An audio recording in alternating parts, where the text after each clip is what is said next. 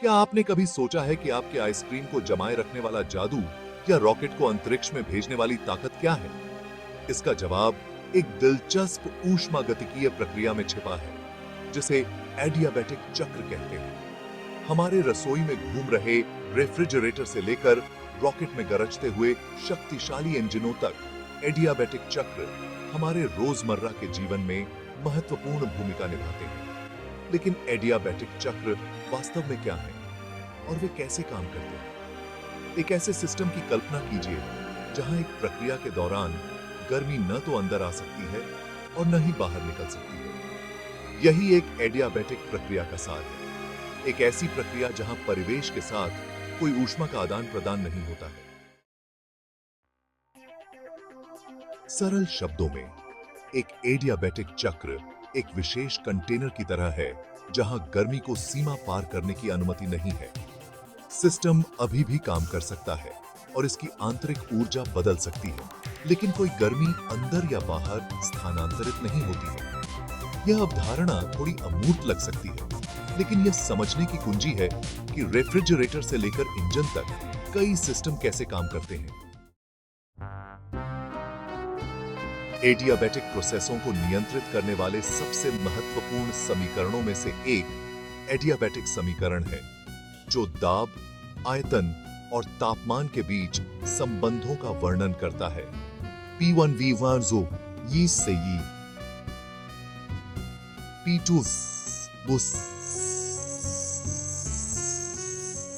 यह समीकरण हमें बताता है कि एक एडियाबैटिक प्रक्रिया में यदि हम किसी गैस के आयतन को बदलते हैं, तो उसका दाब और तापमान भी एक विशिष्ट तरीके से बदलेगा।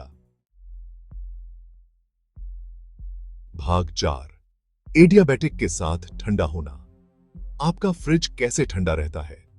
आइए एक रेफ्रिजरेटर का उदाहरण लेते हैं। रेफ्रिजरेंट एक विशेष फ्लूइड, एडियाबैटिक संपीड़न और विस्तार की एक श्रृंखला से गुजरता है। संपीड़न के दौरान रेफ्रिजरेंट को निचोड़ा जाता है, जिससे उसका तापमान बढ़ जाता है। यह गर्म गैस फिर अपने आसपास के वातावरण में गर्मी छोड़ती है, जिससे वह ठंडी हो जाती है।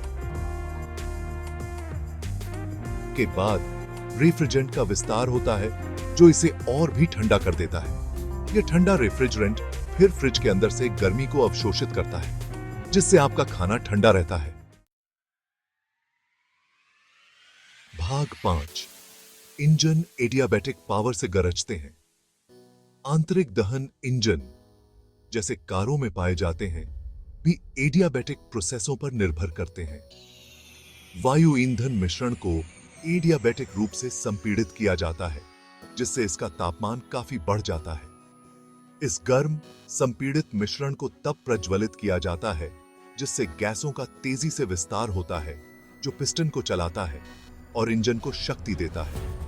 फिर निकास गैसों को बाहर निकाल दिया जाता है और चक्र दोहराता है, ऊष्मा ऊर्जा को यांत्रिक कार्य में परिवर्तित करता है। भाग 6, रॉकेट ऊपर उठते हैं। एडियाबैटिक थ्रस्ट से अंतरिक्ष में।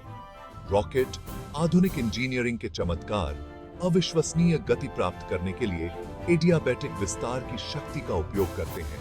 रॉकेट ईंधन एक दहन कक्ष में जलता है, जिससे गर्म उच्च दाब वाली गैस उत्पन्न होती है। इस गैस को फिर एक नोजल के माध्यम से बाहर निकाला जाता है, जो तेजी से एडियाबैटिक विस्तार से गुजरता है। जैसे ही गैस फैलती है, उसका तापमान और दाब कम होता जाता है, जबकि उसका वेग नाटकीय रूप से बढ़ जाता है।